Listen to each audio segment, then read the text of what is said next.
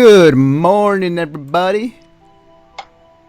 It is the 23rd of January. I'm your host, Anthony Bianis, artist on to a good start. With me today, it's not Greg, because he's feeling a little under the weather, but it's Ramen. Hola, what's up, everybody? Yes, so he will be joining us this morning, and he will be joining us talking about all the topics for today's show. Regarding everything in the past week, yeah, pretty much. So, oh man, no, I'm not feeling good right now. It's spreading. Like a cold. Excuse me, Jesus. I'm actually getting over a cold too. I see. It's like a cold that's been going around, dude. It seems like it. Yeah. It's anyway. So with that, I'm gonna power through this and hopefully not yak on everything. Oh God, I hope not. That'd be the worst. At the same time, be hilarious. At the same time. If that happens, then I'm gonna take a clip of it and put it in slow motion. God. So let's get things started. Let me bring up the topics. Okay, so where to begin? I think we should start with the WB. So for those who don't know, WB is a company that also produces games. But one of the things they have been having issues this past year is their PC ports have been pretty bad, to say the least. So, recently they announced the new Mortal Kombat, I'm gonna say expansion, but DLC coming up for Mortal Kombat X. Which includes all the characters and some new ones coming up, some new alternate costumes, which actually looks pretty cool. Yeah, I think it also includes the first costume packs that were released for, like, the first Mortal Kombat X. Yeah. So, and Mortal Kombat X is under WB, but the problem is that they did release their PC port of it, like, around the same time or a month after the console release. Mm-hmm. But the problem is that with the PC release of the game, it has not been the greatest at all. It's been pretty buggy. The netcode has been pretty outrageous. It wasn't a pretty good game. But then again, netcode for the console version was not good either. Yeah. They're running a beta right now actually for the new netcode. Mm-hmm. Yeah, so the reason why it's pretty controversial this week is because the WB just kind of comes out, and it's just Warner Brothers when I say WB, and basically said, like, sorry, we're not going to support the PC version of MKX. We're not going to fix the issues that is still there. Yeah, and they're not going to release the XL pack for PC. Yeah, which is ridiculous. Yeah, it's based. Yeah, and again, this has been an issue with them for this past year. Batman Arkham, as you see on the screen, Batman Arkham Knight was another one of these issues where they tried to fix the PC version, but at the very end they said, alright, we give up, we'll refund your money, and go about your merry way, and we're sorry. So it's like, I wouldn't be mad. I mean, I don't think people would be mad at WB if they did not release the PC version of MKX. I think there would be a lot of people who wanted to, but I think they would have saved us a lot of trouble. But since they did, it looks bad on their part, because now, like, people are gonna have, like, this idea of, like, they're not gonna get any PC games from WB. Look at the console games for sure, but, like, the PC version of the games are not gonna be in people's mind, like, great. Yeah, like, really, like, I feel like it's like a really huge problem for them, because, like, okay, why wouldn't you want to have your game on, like, more systems than two? Yeah. Especially when PC game is becoming more and more popular, like, every single year, Yeah. It's a missed opportunity, and they keep on. Like, the problem is like, all of these studios that are working on the game, it's not them. They keep on, like, outsourcing it to, like, some other random studio that doesn't have the same resources that, the actual major studios have. That's very true. It's very true. I think one of the things to note was that and it was funny because it was both the same company they used. They used the same company who did MKX, PC port, also did for Arkham Asylum, no, Arkham Knight. And the same. Well, there's your problem. Yeah. Apparently, Yeah. WB doesn't learn from some mistakes. But yeah, like it looks bad on them. This just means that there's now a precedent that any PC game that comes out from WB is going to be bad, and it sucks because then that's the money lost. I think what also Yeah, hurt. definitely. I think what also hurts them is that in some platforms like on Steam, where Steam is very massively popular, people can ask for refunds this time. Like in the prior years of PC gaming, like we can do nothing about it. All we can do is complain and like say like, you know, hey, this is crap, or, you know, please do it next time better, or, you know, don't even try. But Yeah, you just had to like basically like hold that shit. Like yeah. But now it's like now it's like everybody has the power to say like, okay, I don't like this game. This game is buggy as shit. I'm going to refund this, and the developers gotta say like, all right, well, sure. And it's under the new law for Steam. So the PC platform has definitely changed for sure since yesterday, at least on Steam. Yeah. When it comes to other places, like, we're not quite sure if they're still going to be under that policy, maybe in the future. But WB, man, like, they really need to own up and stick to, you know, console games for now. I think having PC ports, because every company wants to have their game out there in multiple platforms, earn more money. But at the same time, if you can't handle one, you know, two platforms, then kind of one, then you just stick to the one you know. It sucks. Yeah. It sucks. Yeah, I mean, well, they've made like a few missteps. You know what I mean? Like along the way, like with the shitty PC ports, and then like with Mortal Kombat X. Like aside from just the port problem, you know, they had this deal with like ESL to run like all these like online tournaments. The game releases with like shitty netcode. You know, and like ESL is throwing like what fucking like $25,000 something like that. Like I think like Sonic Fox won that. Yeah, that's true. I didn't think of that too. You know, but it's like it's they're you can kind of see it's like, hey, we want to do good, but it just seems like something up with like the higher management, like aside from like NetherRealms, where WB is like kind of like holding them back. Yeah. This is another thing I think about too, and the competitive side. I mean, you know, but at the end of the day, the developer's gonna say like, buy the console version. So, you know, it's a really shitty situation. And you know, I think that I don't know what exactly WB is gonna do in the future, but if they want to kind of gain that PC audience back, they really need to step up their game.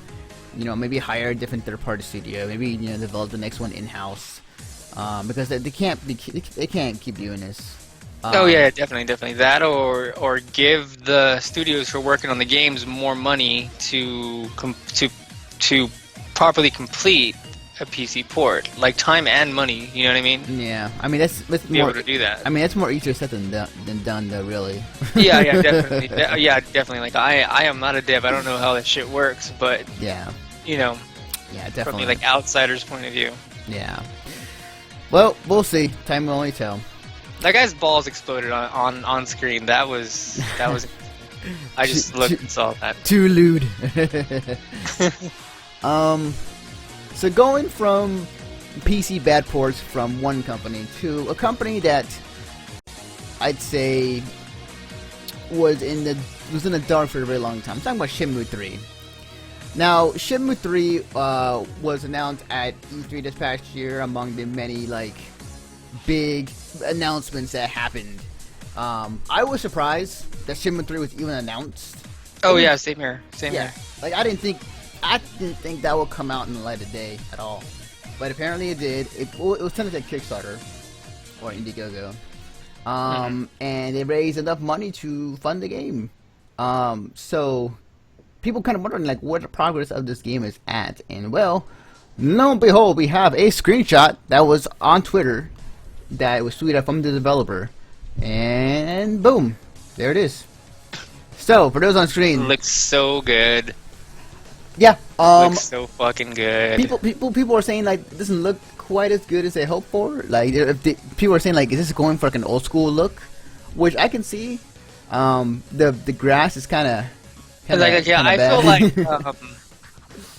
okay, like just from like looking at this, like, all right, I mean, okay, well, like we're also talking about like we're still pretty early. Yeah, this is early. This is like I mean? very, very early. I mean, I feel like it looks pretty fucking good. You know what I mean? The only gripe I would have about it is just the character models.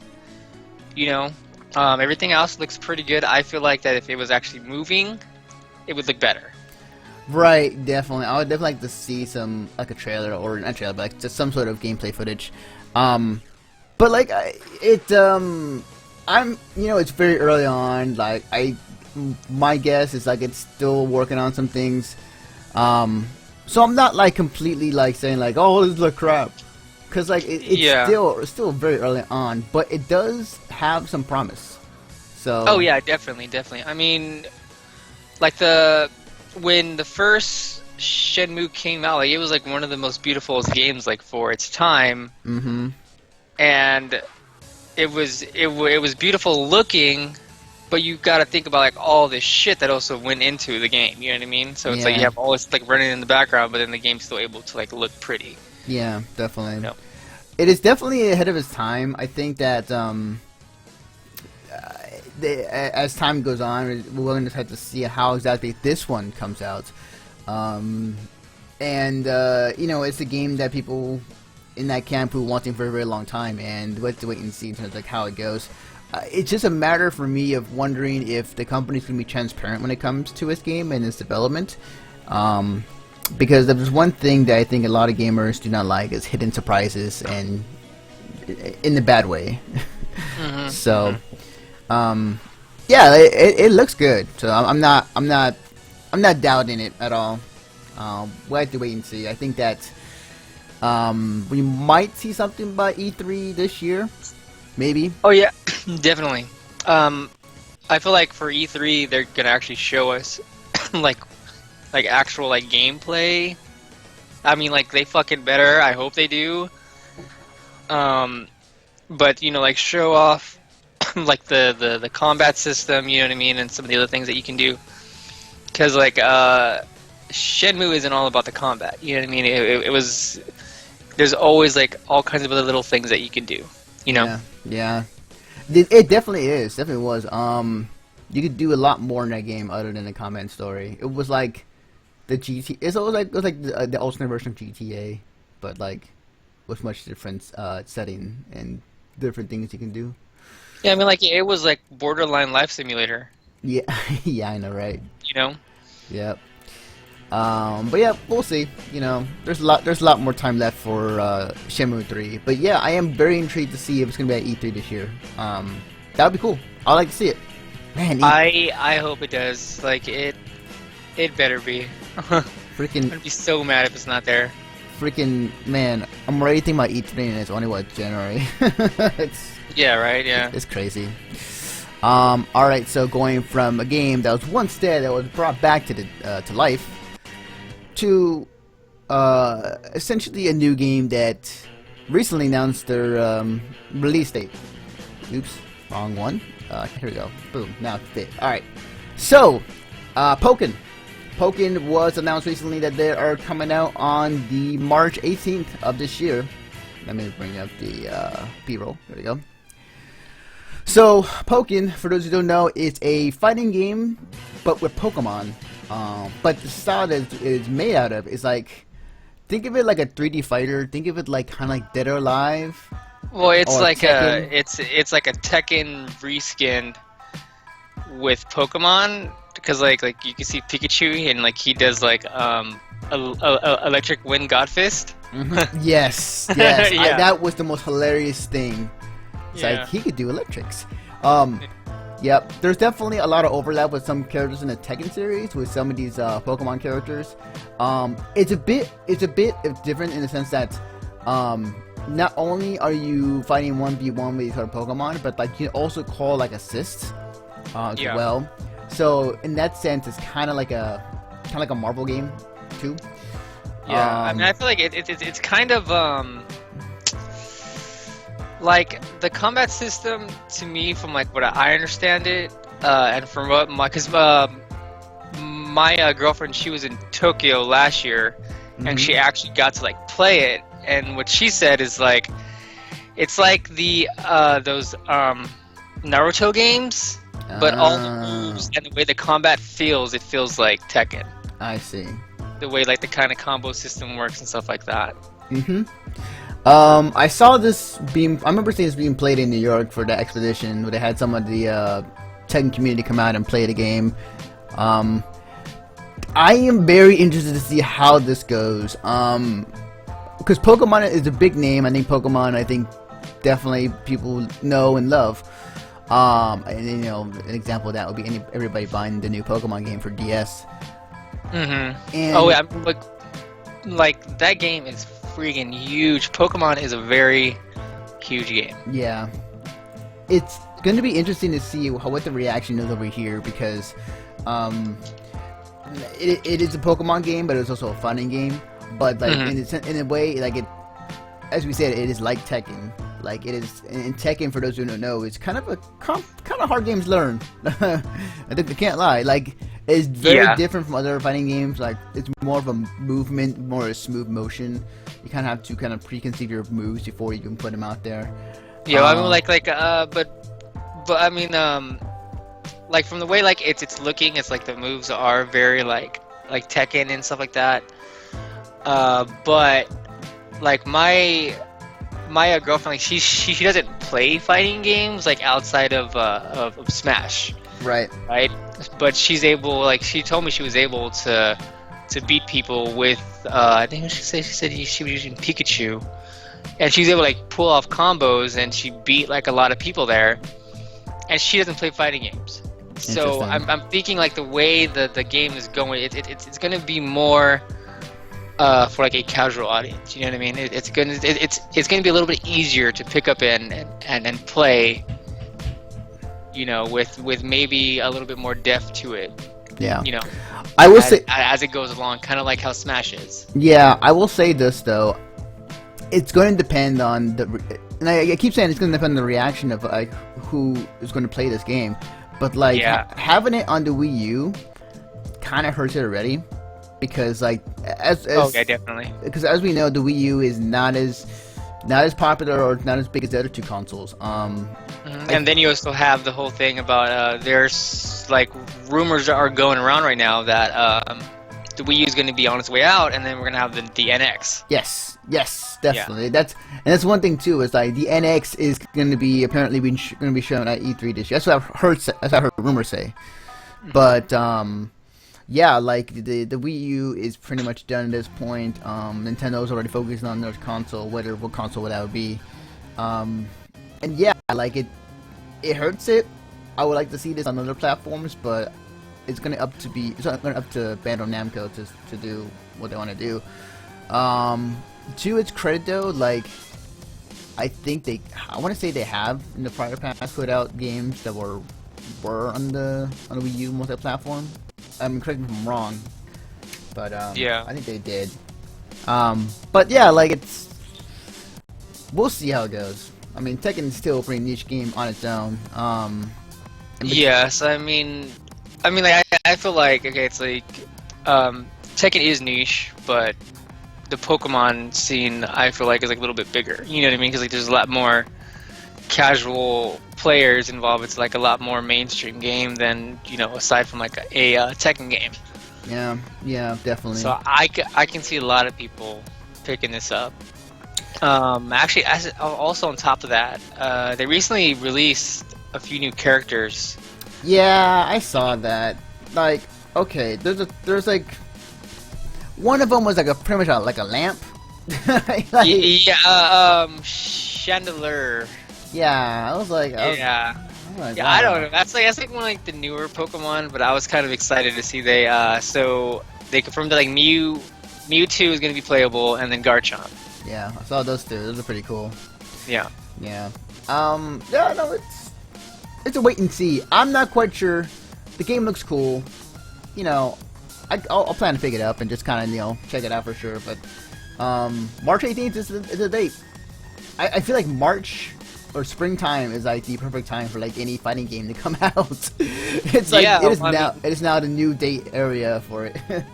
I mean, you have like just like aside from like fighting games, you have like a lot of really big games that are coming out during springtime. Like you have Pokken, like we're talking about. I mean, I guess February kind of counts as spring. Yeah, I know you're saying. Yeah, it's Street Fighter 5 comes out. There's another fight. Tekken 7 comes out during springtime as well, and then Dark Souls is rumored to be coming out during spring. So does this mean like Pokem's gonna be at EVO this year? I would fucking love it if Pokken was at EVO. That would be fucking awesome. Like I'm hoping that this game turns out to be kind of like Smash in a way, where it's easy to pick up and play, and anybody can play it, but it has like another level of depth to it, where like actual fighting game players will enjoy it. You know? Definitely. Yeah. There's a higher level. Yeah, definitely. It would be interesting to see like this at EVO. I wouldn't be surprised if it is anyways, but like, we'll see exactly how popular it gets. Again, yeah, it all depends in times like how this game will be perceived. But speaking of Street Fighter 5, so, alright, as you can see on screen are some screenshots of the new alt costume for Laura from Street Fighter 5. Bonita. Yeah, so, okay. Here's the thing. Is that, why is this a controversy? Why are we seeing the screenshot of this girl's butt on screen? So basically, hold on, I just wanted to point out, she has a thong. Well, it looks like a thong. She has a thong under some like shorts. Yeah.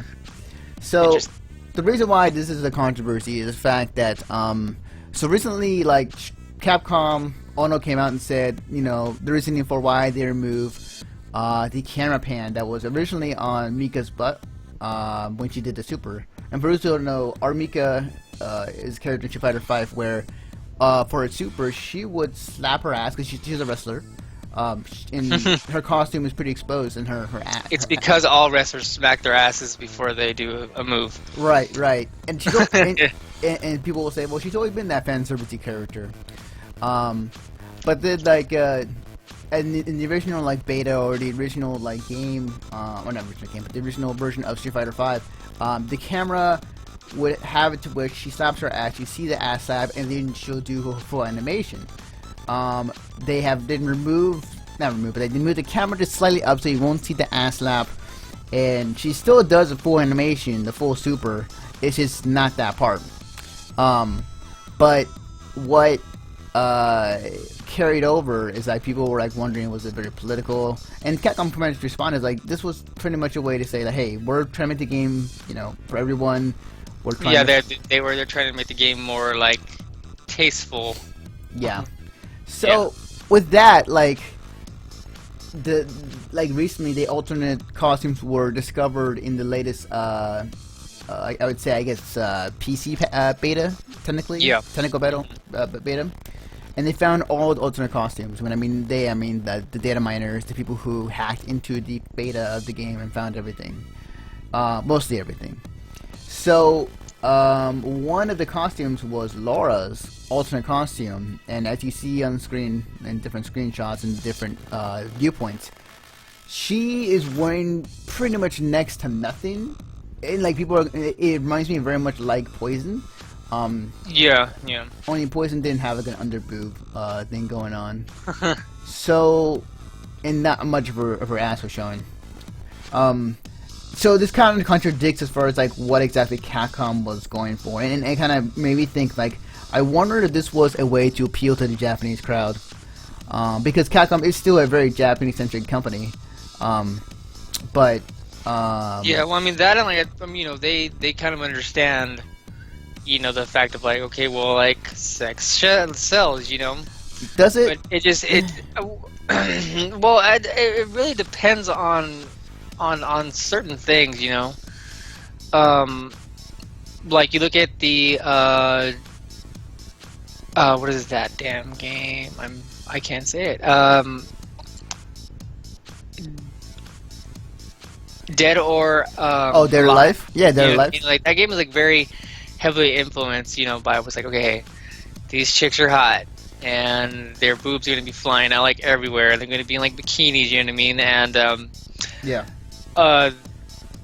that game has gotten a lot of traction just for that simple fact. I mean, for like me, I don't care. You know what I mean? Like I personally don't care.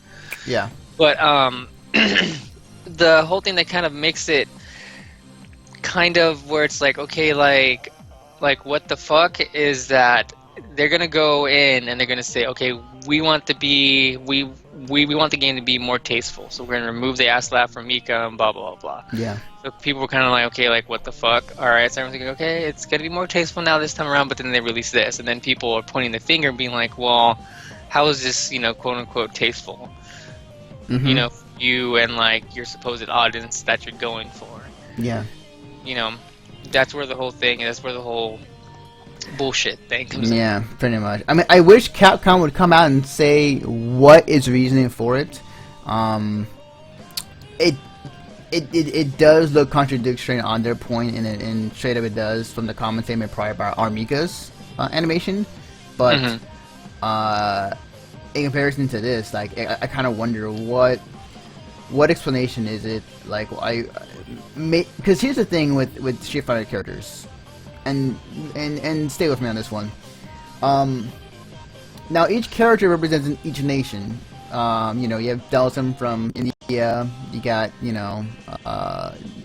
Ken from USA. You got Ryu from Japan. Some of these characters are, I would say, stereotyped to their region or how they look. But also they take in like liberty as far as like what are some of the logos look like, what are their influences, and there is a certain degree where you can point out and say like, okay, yeah, this is definitely. Oh well, my webcam is really screwing up. Oh man, it is like just glitching now. Oh crap. Okay, I think it's fine now. Okay, we'll see. I was gonna say, like it is definitely there are certain things they can take into consideration to making the character. My guess is that they saw some of the locals there at the Brazil. Yeah. Like they were over there. Brazil, yeah, and they were kind of taking photos or whatnot and put it online, and they were able to kind of say, okay, so that's how they dress. So let's try and apply that to our character. There are some things you can definitely stick with, and there are some things you definitely should change for the better. And my webcam is screwing up. Hang on a minute, guys. I'm gonna put an image in the meantime. Oops.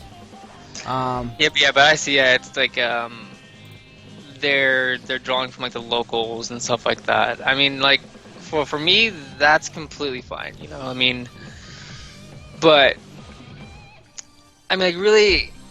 I just feel like there's so much like emphasis now, like in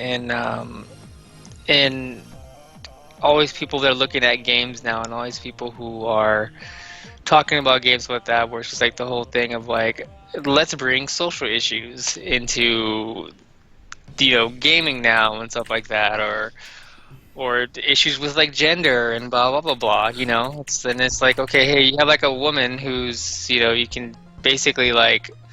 You can see a lot of her, but it's like, okay, but like nobody cares if like Zangief is like half naked, or if Urien has a fucking basically a diaper on, It's a contradiction. Don't get me wrong. I think that it's the viewpoint of what the U.S. has right now versus what Japan has are two different type of sides. It's a culture clash, and this is a discussion that I think I've been having for a long time. With other games, that the U.S. right now is more about respecting women, more about keeping things family friendly, having everybody have a chance to play a game or whatever media they want to go into.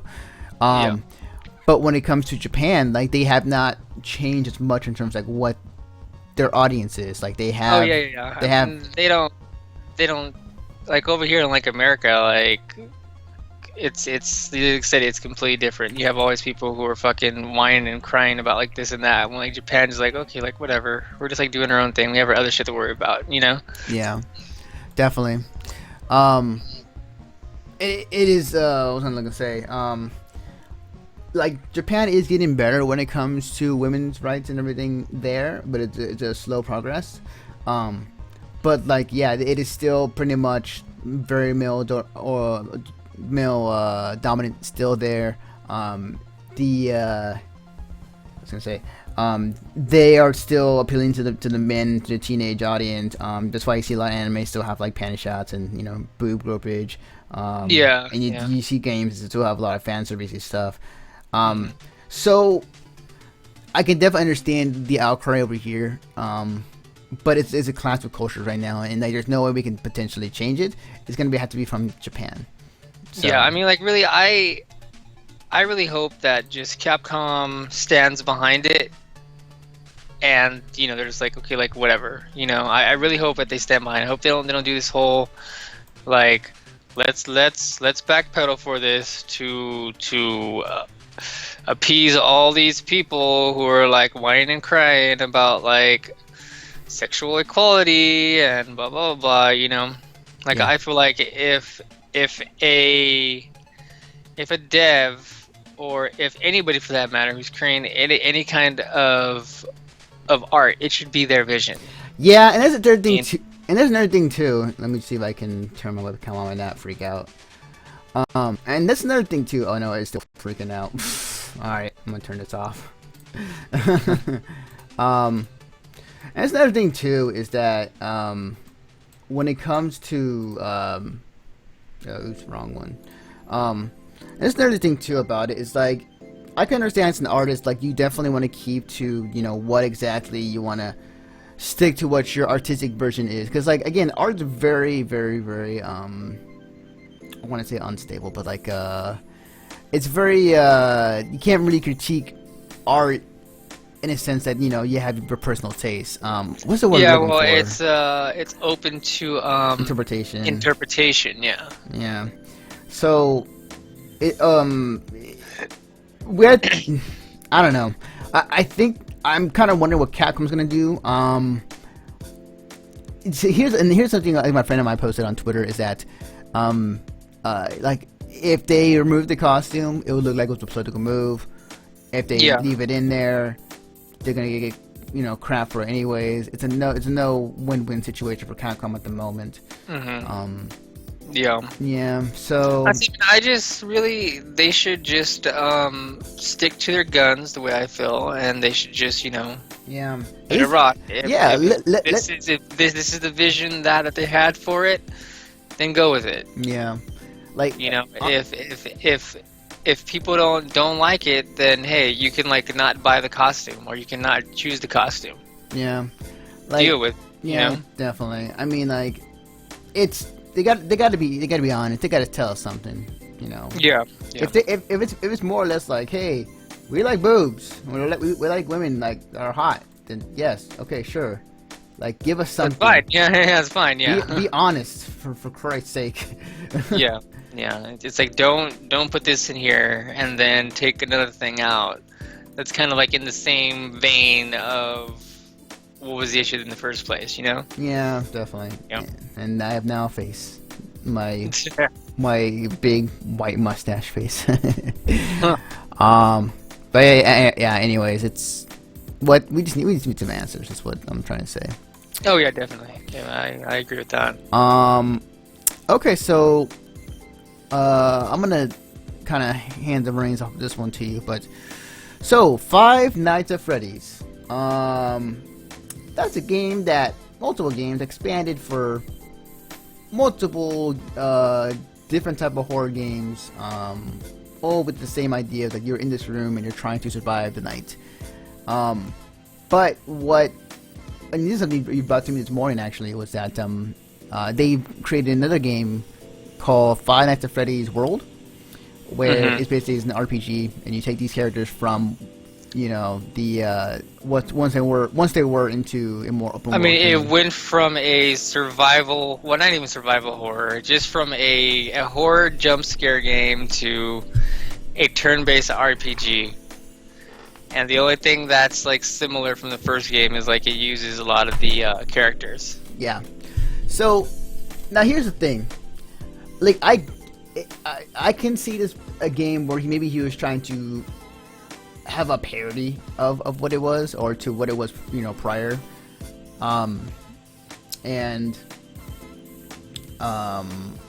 I can, because, like, you know, I've done the same game for so many, you know, for the last couple games. I can see, you know, getting tired of doing the same thing over and over again.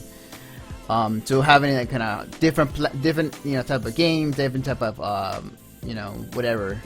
Yeah, I mean, I just feel like he just got tired of like making the same shit for 3 games within a year. You know what I mean? Yeah.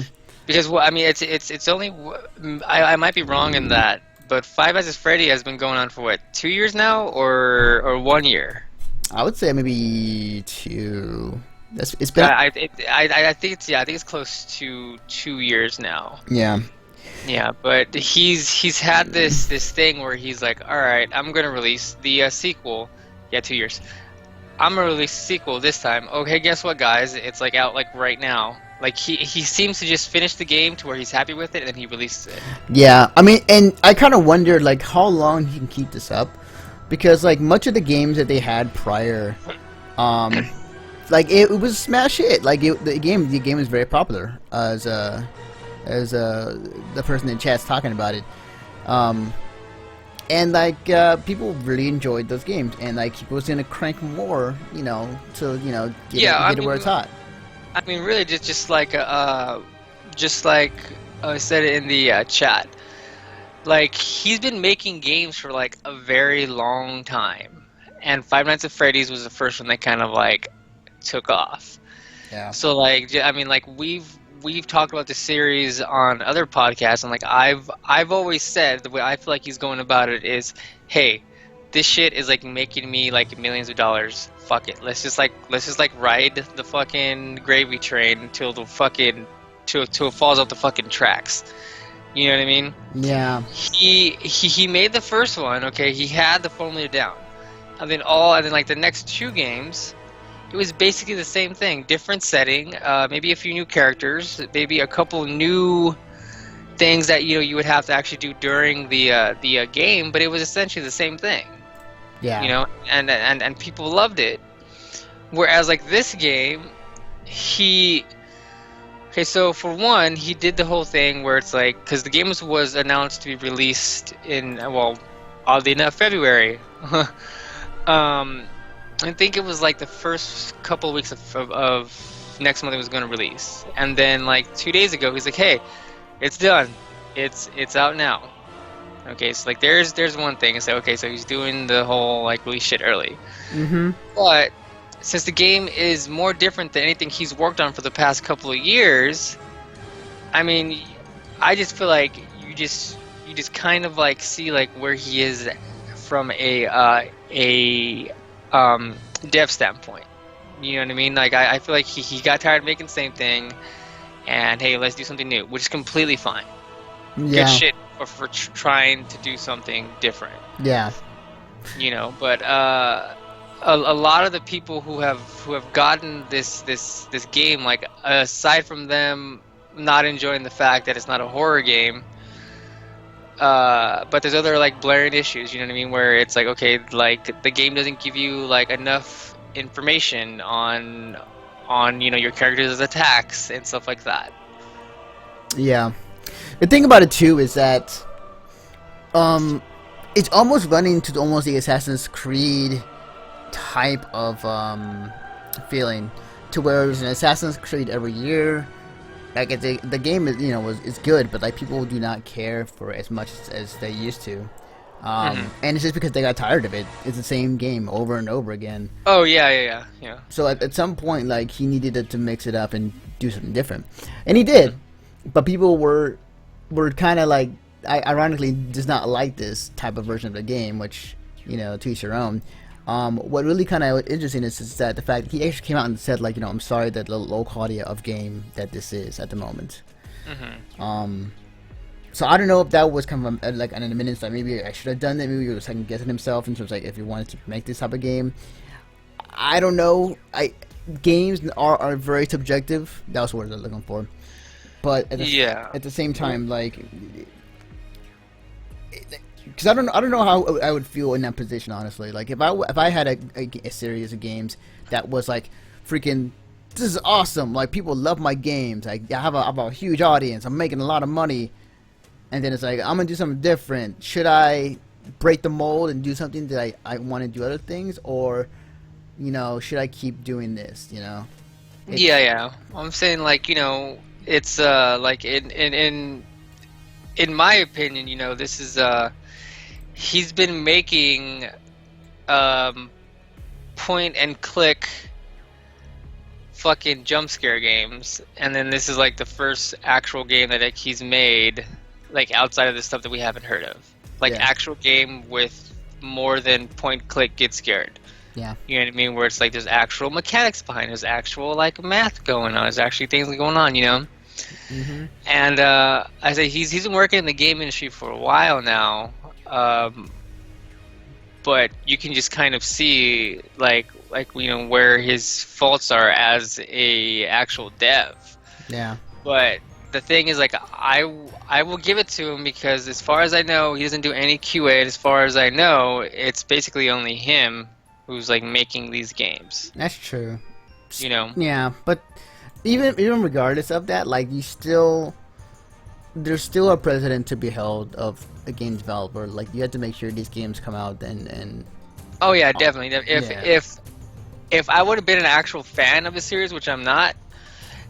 If I would have bought this game and I would have found, like, a lot of bullshit with it, I would have been pissed off because that's money out of my pocket, Yeah, definitely. Yeah. It's a dicey situation, but, like, you can only do so much. Yeah. But yeah, we have to wait and see. I mean, as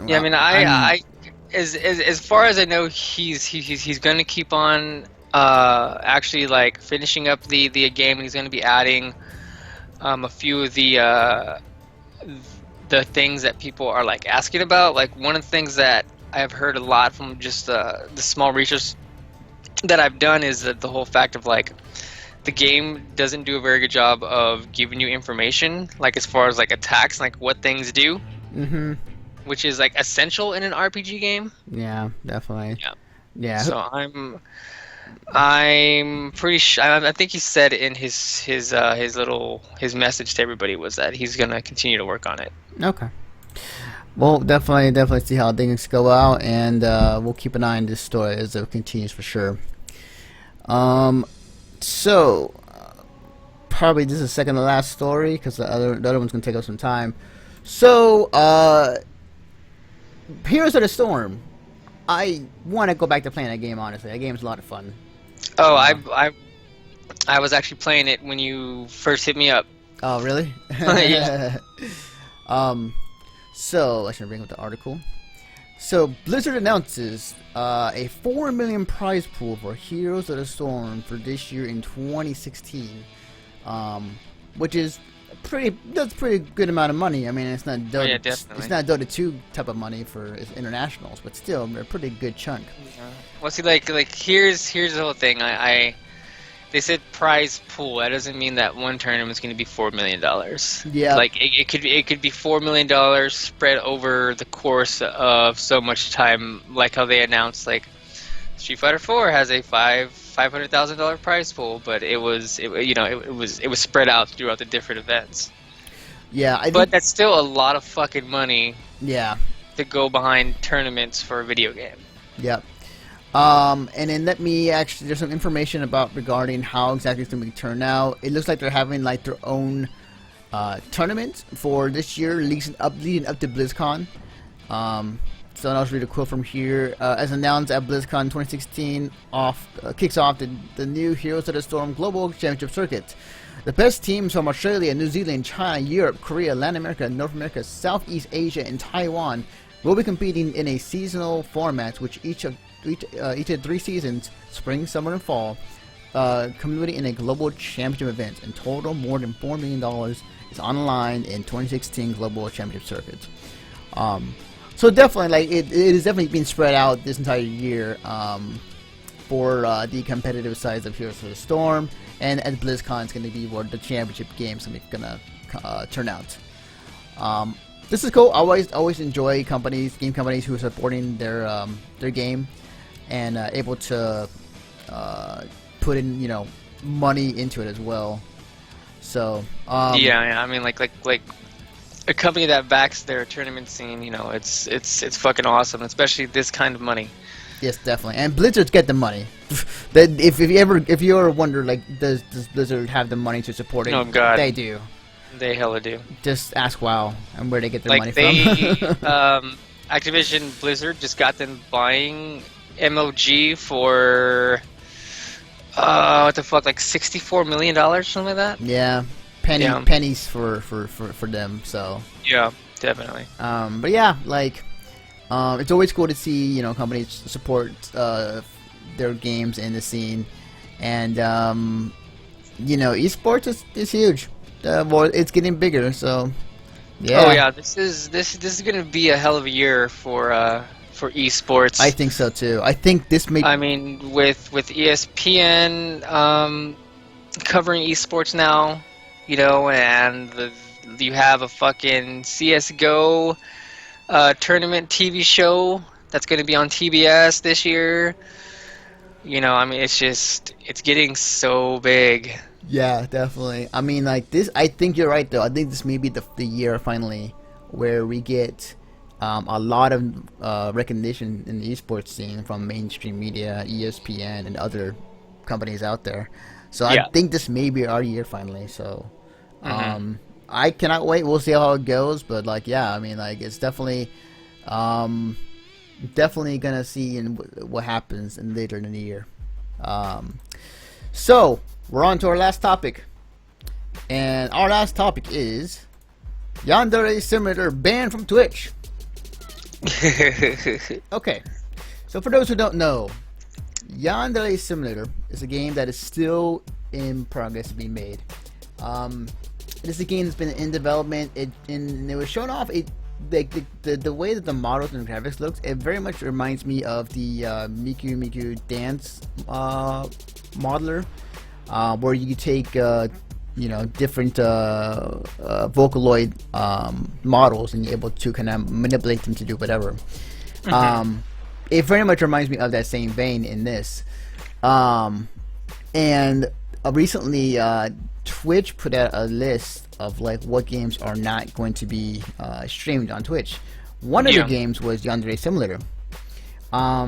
The developer came out, in response to this on a YouTube video, and pretty much said, like, he wants to know why. Like, he contacted Twitch, and they had not responded. Like, when the press contacted Twitch for, clarification as to why they banned Yandere Simulator, they just had them point to the policies of Twitch and what can be streamed. So, which they updated their policy actually not that long ago. Yeah. I would have liked to see Twitch respond to this. I mean, I would like to see some clarification why exactly they can pinpoint. Although I feel like somebody put it simply that the reason why this was banned is because of the whole package. Like, it is a game about murdering people for the sake of love, and as us anime heads know what it's all about. I think what the reason why this is different is because the focus is on trying to get to the one true love while doing everything you can in the process, including torture, murder, suicides.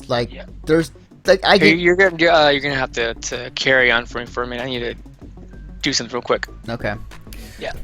So, as I watched the trailer this morning, actually, I can understand actually Twitch's viewpoint. I mean, this game is centered around that, and the thing about it is, I can understand Twitch's side as far as why it can't be streamed on there. And there was an argument that the developer made is GTA 5 has you can murder people and you can literally have sex in the game with a prostitute. But it wasn't. But isn't the entire game though? That wasn't its main focus. For Yandere Simulator, like the main focus is trying to get to your senpai or trying to have that one guy like to fall in love with you in any means possible. And that means like killing, murdering, torture, kidnapping, like some real psychological stuff. So like I can understand, but at the same time, like because of this is free PR this guy is getting for this game. I've knew of this game for a bit, and I've always seen a lot of people who are very excited about the game, but like I was gonna say like because of Twitch kind of put out a notice like this game's banned, people are gonna buy the game now. People are gonna be like, I kind of wonder what this game is banned for. And so you're gonna get people streaming on other websites, on Ustream, Hitbox, YouTube Gaming. It'll be on YouTube as well for like it'll be on YouTube as well for as bots as well. So this game will be out there. Is gonna benefit from the free PR they just got for this game. But like in terms of like, will it surely be missed on Twitch? Yes, in the sense that Twitch is a huge streaming platform. We're streaming on Twitch right now, and they have rules to set by and what can be streamed, what not can be streamed, and it's gonna, since it won't be on Twitch, it will lose a lot of viewership. People are not gonna know this as much as it should be. But Anthony? Yeah. Hey, I'm gonna have to sadly leave the podcast a little bit early. Okay, that is perfectly fine. In that case, I'll have you say your last piece then about thoughts on Yandere Simulator being banned from Twitch, and then we can end the show. Okay, well. Okay, so like my overall thought about this thing, okay, is like they updated their terms of service, already like announced like what you can and cannot do on Twitch, okay, and it's mostly been the games that have been like banned. It's been mostly like sexual stuff, so it's like Sakura Spirit and a couple of the other like dating sim stuff. But then you also the other like ultra violent game that got taken off of there, and it was Hatred. Mm-hmm. But Hatred was taken off of there just because of all the fucking bullshit that was going around it. You know what I mean? You had all these. I mean, it was a huge news story about like, okay, like this game is about like murdering like innocent people, but you look at other games, it's kind of the same thing. The thing that's really strange about this is like, okay, so what? Are you banning the game because it's ultra violent? Are you banning it because of all of these like social issues that could be brought up with the game? Because if it's ultra violence, then fuck, you can't have God of War on there. You can't have fucking what other ultra violent games are there? Mortal Kombat X, for Christ's sake. Yeah. You know what I mean? They need to fucking put a line in the sand and exactly state what exactly it is. Yes. They need to come out and rather than going, because it kind of feels like they're just going around cherry picking these things. Yeah. They need to come out and clarify what exactly they are banning a game for specifically. So yeah. So like with that, I'm gonna head out of here. Sorry, I'm out of here early. Yep. You guys can check me out on Twitch and Twitter, ExileRamen7, and here on Mr. Start Podcast. Awesome. Thanks for having me on, Mr. Anthony. Oh yeah, not a problem. Anytime. All right. I'll see you guys later. All right. Laters. Peace. All right. So that was Ramen. This is the end of the show. Again, hang on a minute. Again, thank you guys for sticking with us. There was like only one casualty out of this, and my webcam is screwing up with OBS for some odd reason. But no, like thank you guys again for showing up to the podcast, showing up to the show. If you enjoy this show, be sure to follow this Twitch channel. Also, you can follow us on our Twitter, Facebook, under the name Mission Start Podcast. And actually, I forgot to mention, you can follow me personally on Twitter at Defective Naruto. And let me get to the slide here. If you enjoy this podcast, if you enjoy this show, please hit up iTunes and Stitcher, because we have the audio version usually go up on Monday, as well as the video version at missionstartpodcast.com. You can also look it up on iTunes and Stitcher. If you enjoy convention talk, if you enjoy us talking about our past experiences at any given convention we've been to, check out the Conover, where we go in detail as far as like why and what we liked about each convention we went to. Recently, we just put up the episode of SAG Anime Winter with JD, and we talked about everything about that convention and what our thoughts on. You can definitely look that up on our website at missionstartpodcast.com, as well as on iTunes and Stitcher. And if you enjoy comic book talk, if you enjoy comics, entertainment, movies, this is going to be a big year for comic book movies, so definitely hit up the Rolling 20s on iTunes and Stitcher, which also can be found on our website at missionstartpodcast.com, hosted by Jeremy Wilson. And again, thank you guys for sticking with us this morning. Thank you for joining us. We are here live every morning at 11 a.m. Pacific time on this Twitch channel for your weekly daily news for the past week in gaming. So with that being said, I am Anthony Bianis. That was Ramen earlier ago. I'm signing off, and we will see you guys next week.